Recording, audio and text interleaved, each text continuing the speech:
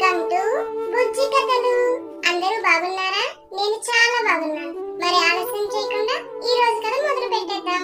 ఒకానొక గ్రామంలో బన్ను, చిన్ను, శాన్వి, మన్వి అనే నలుగురు స్నేహితులు నివసించేవాళ్ళు. వాళ్ళంతా అదే గ్రామంలో ఉన్న ప్రభుత్వ పాఠశాలలో చదువుతుండేవాళ్ళు. ఒకరోజు బన్ను తల్లిదండ్రులతో కలిసి ఆ ఊర్లో జరిగే సర్కస్ చూడ్డానికి వెళ్తాడు. అక్కడ ఒక ఏనుగు ఎంతో గొప్పగా సర్కస్ చేస్తూ ఉంటుంది. హై, భలే భలే, ఈ ఏనుగు సూపర్ గా చేస్తుందమ్మా అంటూ బన్ను ఆ ఏనుగును చూస్తూ మురిసిపోతూ ఉంటాడు. కాసేపటికి షో ముగిసి అందరూ ఎవరిళ్ళకి వాళ్ళు వెళ్ళిపోతారు. సర్కస్ వాళ్ళు ఆ ఏనుగును తిరిగి బోనులో పెడతారు. ఒకప్పుడు అడవిలో నచ్చిన ఆహారం తింటూ స్నేహితులతో సరదాగా ఆడుకుంటూ ఎంతో సంతోషంగా జీవించేవాణ్ణి. ఇప్పుడు ఇలా తప్పు చేసిన ఖైదీలా ఈ జైల్లో మగ్గిపోతున్నాను. నా సర్కస్ చూసి అందరూ చప్పట్లు కొడుతూ సంబరపడుతున్నారు. కానీ ఏ ఒక్కరూ నా సంతోషం గురించి, స్వేచ్ఛ గురించి ఆలోచించరు. ఏంటో నా జీవితం అనుకుంటూ ఆ ఏనుగు తన దుస్థితికి బాధపడుతూ ఉంటుంది. అలా కొన్ని రోజులు గడుస్తాయి. ఒకరోజు, ఎవరైనా లేచి కొన్ని అడవి జంతువుల పేర్లు చెప్పండి. పులి, కుందేలు, నక్క, సింహం, ఏనుగు. తప్పు, ఏనుగు అడవి జంతువు కాదు శాన్వి. మొన్న అది మా ఇంటి ముందు నుండి వెళ్తుంటే చూశాను. కాదు, అది అడవి జంతువే. అవును కదా టీచర్? ఏనుగు కూడా అడవి జంతువే చిన్ను. కానీ ఈ మధ్య కొంతమంది సర్కస్ వాళ్ళు దాన్ని కూడా సాధు జంతువుని చేసేశారు.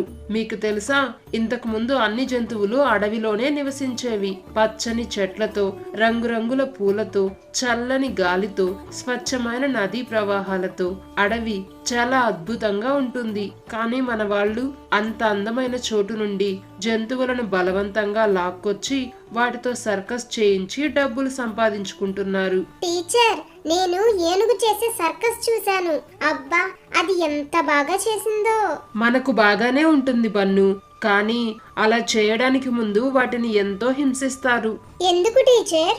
వాళ్ళు చెయ్యమన్నట్టు చేయకపోతే అంతే. ఒక్కోసారి వాటికి భోజనం కూడా సరిగా పెట్టరు. పాపం అవి అనుకుంటుంది మన్వి మనసులో. కాసేపటి తర్వాత పాఠశాల ముగుస్తుంది. ఆ రోజు సాయంత్రం పిల్లలందరూ వాళ్ళు ఎప్పుడూ ఆడుకునే చెట్టు దగ్గర సమావేశమవుతారు. ఈ రోజు ఏం ఆట ఆడుకుందాం? కోతి కొమ్మచ్చి ఆడుకుందాం. మిట్టా పళ్ళం ఆడుకుందాం. కాదు, కోతి కొమ్మచ్చి ఆడుకుందాం. ఏమ్మా, నువ్వు కోతిలా ఉన్నావని కోతి కొమ్మచ్చి ఆడుకుందాం అంటున్నావా? పొర పొట్టి బుడంకాయ్, పోవే పొడుగు పొట్లకాయ్. అలా శాన్వి, బన్ను ఇద్దరు గొడవ పడుతూ ఉంటారు. అబ్బబ్బా, ముందు మీరు గొడవ పడ్డం ఆపండి. మన్వి, నువ్వు చెప్పు, ఏం ఆట ఆడుకుందాం? నాకు ఏ ఆట ఆడుకోవాలని లేదు అంటుంది మన్వి దిగులుగా. అది గమనించిన బన్ను, ఏమైంది మన్వి, ఎందుకలా ఉన్నావు? ఈ రోజు టీచర్ క్లాస్ లో సర్కస్ వాళ్ళ జంతువుల్ని ఎంతో హింసిస్తారు అని చెప్పారు కదా, అదే గుర్తొచ్చి బాధగా ఉంది. మనమేమో ఇంతమందిని కలిసి ఎంతో సంతోషంగా ఆడుకుంటున్నాం. పాపం అవి మాత్రం అలా ఒంటరిగా కష్టాలు పడుతున్నాయి. అవును, వాటికి కూడా వాళ్ళ ఇల్లు, స్నేహితులు గుర్తొచ్చి ఏడుస్తాయేమో కదా. అవును, పాపం ఆ జంతువులు అని అందరూ సర్కస్లో బంధింపబడిన జంతువులను తలుచుకొని బాధపడుతూ ఉంటారు. ఉపాయం, మనమంతా కలిసి ఒక పని చేస్తే అని శాన్వి వాళ్లతో తన ఆలోచన గురించి చెప్తుంది. సూపర్ ఐడియా శాన్వి, ఈ రోజు రాత్రికే చేసేద్దాం అంటుంది మన్వి ఎంతో సంతోషంగా. అందుకు మిగతా వాళ్ళు కూడా అంగీకరిస్తారు. ఆ రోజు రాత్రి అందరూ నిద్రపోయాక వాళ్ళు నలుగురు కలిసి ఆ ఊర్లో ఉన్న సర్కస్ దగ్గరికి వెళ్తారు. హై, మనం వచ్చేసాం. అరవకు చిన్ను, ఎవరైనా మనల్ని చూస్తే అందరం ప్రమాదంలో పడతాం. అందరం అటువైపు వెళ్దాం రండి అని బన్ను వాళ్ళని జంతువులు ఉండే బోన్ల దగ్గరికి తీసుకుని వెళ్తాడు. అయ్యో, ఇన్ని జంతువులు ఇక్కడ బందీగా ఉన్నాయా? ఎంత ఘోరం. నిజమే, కానీ రేపటి నుండి వాటికి ఏ దిగులు ఉండదు. కానివ్వండి, త్వరగా. ఈ సర్కస్ వాళ్ళు నిద్ర లేచేలోపే పని పూర్తి కావాలి అని శాన్వి చెప్పగానే వాళ్ళందరూ బోన్లలో ఉన్న జంతువులన్నింటినీ విడిపిస్తారు. దేవుడా, ఇన్నాళ్లకు మమ్మల్ని కరుణించావా తండ్రి, నీకు కోటి కోటి నమస్కారాలు అనుకుంటూ ఆ ఏనుగు మనసులోనే దేవుణ్ణి స్తుతిస్తుంది. అలా ఆ జంతువులన్నీ ఎంతో సంతోషంగా ఆ గ్రామానికి పక్కనే ఉన్న అడవిలోకి పారిపోతాయి. మనం సాధించాం. అవును, సాధించాం. అని వాళ్ళంతా పెద్దగా అరుస్తారు. వాళ్ళ అరుపులకి సర్కస్లో పనిచేసే రంగమ్మకి మెలకు వస్తుంది. రేయ్, ఎవర్రా అక్కడ? ఇక్కడ మేము లేము ఆంటీ.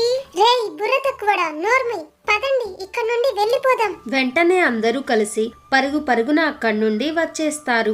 అలా కొద్ది రోజులు గడుస్తాయి. ఒకరోజు పిల్లలందరూ పాఠశాలలో చదువుకుంటూ ఉండగా భారీగా వర్షం మొదలవుతుంది. ఈ వర్షం చూస్తే ఆగేలా లేదు. అసలే ఇది చాలా పాత పాఠశాల. ఈ రోజు ఏమవుతుందో ఏమో అనుకుంటూ టీచర్ కంగారు పడుతూ ఉండగా ఇంతలో వరద నీరు తరగతి గదిలోకి వచ్చేస్తాయి. పాఠశాల కొంచెం కొంచెంగా ఆ నీటిలో మునిగిపోతూ ఉంటుంది. అది చూసి పిల్లలందరూ ఎంతో భయపడిపోతారు. ఎవ్వరూ భయపడకండి, అందరం కలిసి పాఠశాల పైకి వెళ్దాం అని టీచర్ పిల్లలందరినీ తీసుకొని ఆ పాఠశాల పైకి వెళ్తారు. అమ్మయ్యా, ఏదోలా వరద నీటి నుండి తప్పించుకున్నాం. వరద నుండి అయితే తప్పించుకున్నాం, కానీ ఇప్పుడు ఇంటికి ఎలా వెళ్ళగలం? అలా వాళ్ళు దిగులు పడుతూ ఉండగా ఇంతలో ఆ పాఠశాల పైకప్పు కొద్ది కొద్దిగా విరుగుతూ పక్కకి వాలడం మొదలవుతుంది. అది గమనించిన వాళ్ళంతా ప్రాణభయంతో పెద్ద పెద్దగా ఏడుస్తూ అరుస్తూ ఉంటారు. కాపాడండి, కాపాడండి, మమ్మల్ని ఎవరైనా కాపాడండి. ఈ రోజే మన ఆఖరి రోజు. మనమంతా వరద నీటిలో పడి చచ్చిపోతాం. తప్పు అలా నిరుత్సాహపడకూడదు మన్వి.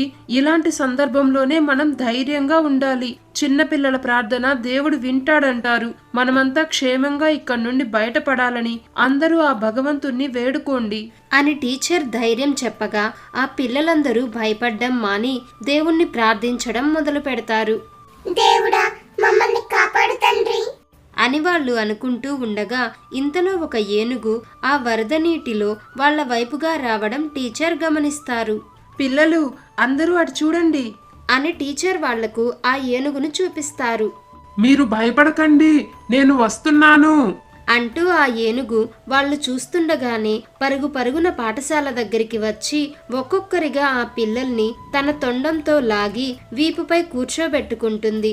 అలా అందర్నీ వరద నీరు లేని చోటకు తీసుకువెళ్లి వాళ్ళు తినడానికి పండ్లు కూడా తెచ్చిస్తుంది. మమ్మల్ని అందరినీ కాపాడావు. నువ్వు చాలా మంచిదానివి. నీకు ధన్యవాదాలు ఏనుగు అని చిన్ను ఆ ఏనుగు తొండాన్ని ప్రేమగా నిమురుతాడు. ఇంతలో బన్ను ఆ ఏనుగుని గుర్తుపడతాడు. మీకు గుర్తుందా, ఆ రోజు మనం సర్కస్ నుండి విడిపించిన ఏనుగు ఇదే. అవును బన్ను, ఇదే ఆ ఏనుగు అని శాన్వి చెప్పగా వాళ్ళు నలుగురు సంతోషంగా ఆ ఏనుగుని హత్తుకుంటారు. ఆ రోజు మీరు ఈ ఏనుగుని విడిపించి కాపాడారు. ఈ రోజు ఇది మనందరి ప్రాణాలు కాపాడింది. మూగజీవి అయినా ఎంతటి విశ్వాసం చూపించింది. అందుకే అంటారు ఎప్పుడు ఎదుటి వాళ్లకు మంచే చెయ్యమని అని టీచర్ వాళ్ళు చేసిన పనికి మెచ్చుకుంటారు. ఆ పిల్లల్ని మళ్ళీ కలుసుకున్నందుకు ఏనుగు కూడా ఎంతో సంతోషిస్తుంది. ఈ కథ కనుక మీకు నచ్చినట్లయితే వెంటనే ఈ వీడియోని లైక్ చేయండి. ఇలాంటి మరిన్ని మంచి మంచి కథల కోసం మన బుజ్జి కథలు యూట్యూబ్ ఛానల్ ని సబ్స్క్రైబ్ చేసుకోండి. Thanks for watching.